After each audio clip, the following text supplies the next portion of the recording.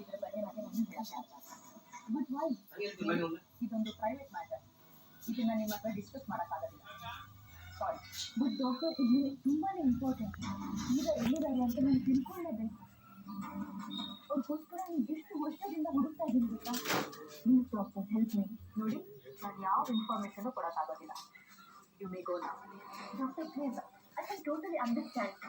But Sita is really close to me. She's more than like a family. But ಇವಾಗ ಎಲ್ಲಿದ್ದಾಳೆ ಹೇಗಿದ್ದಾಳೆ ಅಂತಾನೆ ಗೊತ್ತಿಲ್ಲ. ನೀವು ಹೆಲ್ಪ್ ಮಾಡಿ.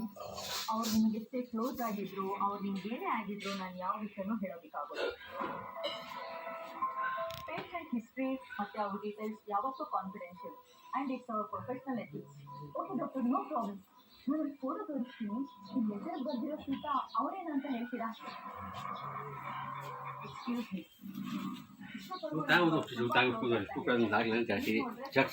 ಕನ್ಫರ್ಮ್ ಮಾಡ್ಕೊಬೇಕು ಅಂತ ಇದ್ದೀರಾ?